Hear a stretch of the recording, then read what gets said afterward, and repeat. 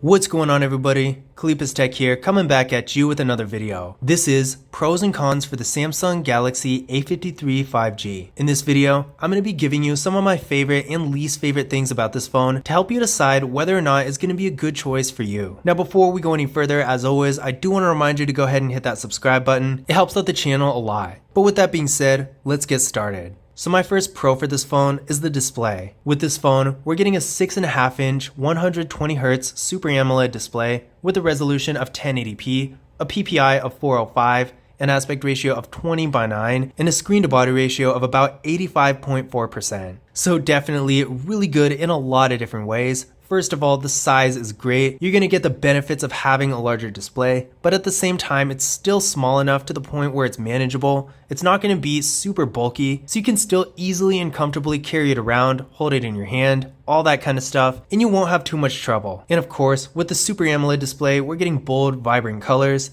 1080p makes the image nice and sharp, so overall, if you're doing any kind of content consumption, you'll have a great experience with this phone. And if that's not enough, with 120Hz refresh rate, the movement on the screen is going to be a lot faster and smoother, so if you're streaming a video, playing a game, something like that, things are going to look a little bit better, and then when you're just using the phone in general, it's going to feel a lot more premium. My second pro for this phone is the storage. With the Samsung Galaxy A53 5G, we're getting 128GB of internal storage with microSD card expansion, and whether you're an average user or a power user, that's still going to be a lot of space. It takes a lot to fill up 128GB, even in this day and age, so if you've got a bunch of apps, photos and videos, that kind of thing, nothing to worry about, and even if you do start to fill it up, you can always offload things to a microSD card to make it a little easier. There's even another variant of this phone with 256GB, so if you want, you can get even more storage. So definitely, if storage is a concern for you, the Samsung Galaxy A53 5G is going to be a great choice. My third pro for this phone is the processor. Internally, we're getting 6GB of RAM with the Samsung Exynos 1280 processor. Overall, this is definitely a real powerful processor. Again, with the second variant, the other variant of this phone does have 8GB of RAM, but this specific one does have 6GB, which is perfectly fine. Again, this is still really powerful, and for the average user, it's really not going to make a huge difference. Now that being said, I did run a Geekbench 5 benchmark test on this phone, and we're coming back with a single core score of 742 and a multi-core score of 1910.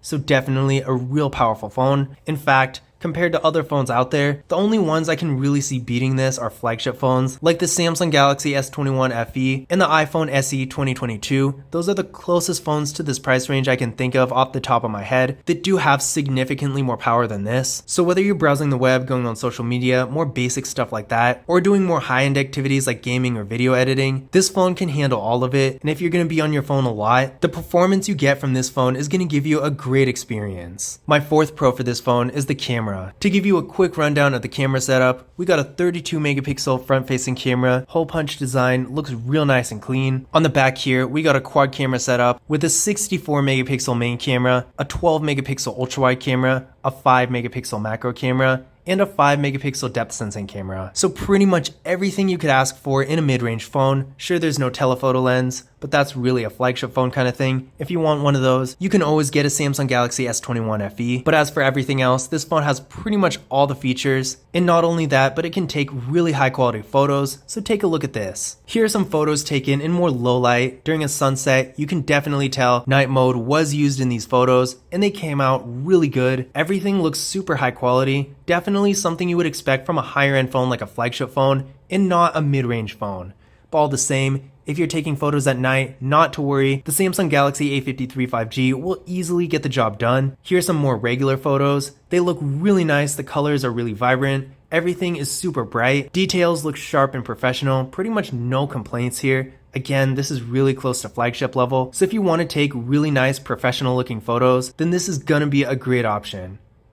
Now this photo was taken with a front-facing camera. As you can see here, it was in portrait mode. For a front-facing camera, I definitely do think the quality is really good. Here's a couple photos taken with the ultra-wide camera. Again, definitely great quality. With an ultra-wide camera, you usually expect a little bit of distortion around the edges, and I guess if you zoom in really closely, you can kind of see it. But for all intents and purposes, in most situations, the photos are going to come out really nice, and you're probably not even going to notice it was taken with an ultra-wide camera. So if you're doing photography, maybe some sort of scenery stuff, or maybe a picture of a building or a skyline, something like that, where you really need that wider angle, the ultra-wide camera on the Samsung Galaxy A53 5G is definitely going to get the job done. Now, like I said before, there's no telephoto lens on this phone, but even with just digital zoom, you can take some surprisingly good photos here. Like this photo, for example, was taken at 3x, and it still does look really good. I was expecting it to get super grainy, but it doesn't at all. It doesn't even look like it's zoomed in. So that really just goes to show the camera quality with the Samsung Galaxy A53 5G is really something special. This is a photo taken with the macro camera. Definitely not bad. I barely even pay attention to macro cameras. Usually they just don't end up being that good, but this macro camera was actually pretty impressive, so I really can't complain.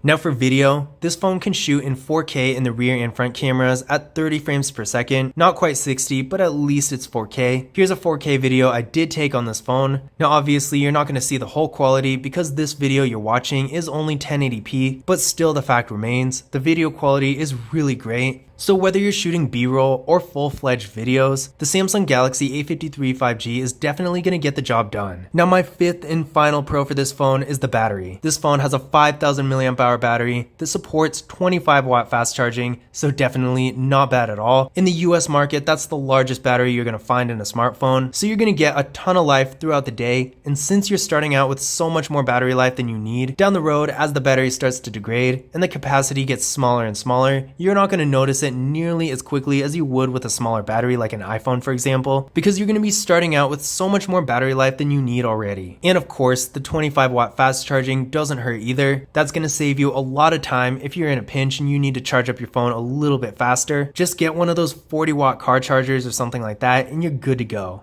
But now that we've talked about some of the good things about this phone, let's talk about what few drawbacks it actually has. So my first con for this phone is probably the biggest and most obvious one, and that is there's no headphone jack. As you can see, there's nothing on here even closely resembling a headphone jack, which is pretty unfortunate. Not really for me because I don't use wired headphones, but I know plenty of people out there that do use wired headphones, and it's unfortunate they took that away because I don't really see any good reason for it besides they did it because they could, which is just never a good reason to do something. So that is definitely too bad that this phone doesn't have a headphone jack. I kind of had a feeling it was coming eventually. That's just the way things are headed, but unfortunately with this phone, you are going to have to use wireless headphones. Now my second con for this phone is the materials. Like most of the cons on this list, this is a little nitpicky because they're not really bad per se. It's just really nothing premium. It's pretty much plastic all the way around except of course the display, which for a mid-range phone that's not really a bad thing. It's definitely not surprising by any means, but since this phone is just so nice, there's so many good features here, and it's really the highest end you can get without going full flagship. It would be nice if there was like some metal on the sides or maybe a little glass on the back, something like that, just to make it feel a little bit nicer. But all the same, the build quality is good, the buttons feel pretty solid, which usually in mid-range phones, they tend to be a little bit flimsy, but on this phone that is not the case. And it does have a surprisingly decent amount of weight to it, so I really can't complain too much. But just know that if you get this phone, you're gonna get a nice, more premium experience, but the materials are not part of that. Now my third con for this phone is that there's no wireless charging. Now I have mixed feelings about this. On one hand, am I surprised? No, not at all. Pretty much no phone, especially Samsung's, seem to have wireless charging unless they're flagship phones. They obviously do that on purpose because their logic is if you want that type of feature, then you should buy something like the S21 FE, but at the same time it's kind of annoying because if you just want a mid-range phone with this type of performance, this phone has pretty much anything anyone needs, but they just left out wireless charging, and that's such a simple feature anyway. I mean, the $100 Visible Midnight has wireless charging that works great, and this phone that's like 4 times the price somehow just doesn't have it. Doesn't make a whole lot of sense to me. Is it a real big deal? No, not really. I can easily live without wireless charging, and I'm pretty sure everyone else can too, but at the same time, it is a feature I would definitely like to see in a phone like this. My fourth con for this phone is that the 4K video is limited to 30 frames per second. Now honestly, this is the point in the video where I really had to go looking for cons, because with this phone I really can't find a whole lot to complain about, but I will say it is too bad that you can't shoot in 4K at 60 frames per second, because more recently especially, I've definitely started to see the value of being able to shoot in a higher frame rate, and unfortunately since you can't shoot at 60 frames per second with this phone, if you want to do some cool slow motion or something like that, unfortunately this phone really won't work unless you use 1080p, which if you want to do something super cinematic, it's just disappointing that you can't do it in 4K.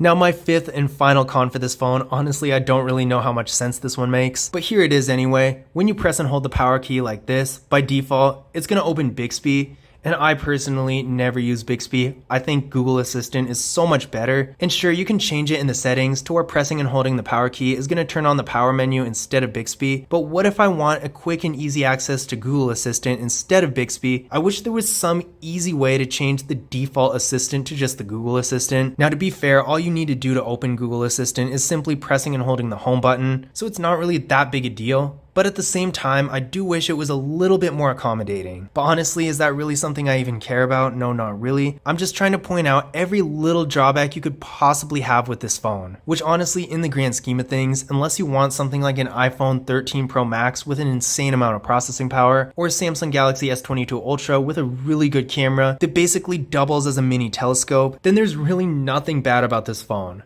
But there you have it. Those were my pros and cons for the Samsung Galaxy A53 5G. Really, in my opinion, I have nothing but good things to say about this phone. Is it really that different from the Samsung Galaxy A52 5G? Besides the processor and lack of headphone jack, not really. But at the same time, in my opinion, this is pretty much a perfect mid-range phone. If you want something with a really fast processor that's going to be able to handle whatever you throw at it, and a great display for content consumption, and a bunch of nice features like NFC and stuff like that, then the Samsung Galaxy A53 5G is going to be a great option for you. But I hope you enjoyed the video, and I hope you found this information useful as well. If you did, don't forget to give it a thumbs up and hit that subscribe button. And as always, if you want to learn more about this phone, don't forget to check out my full review and tips and tricks videos for it on the channel. But that's it for today. As always, I will see you in the next one.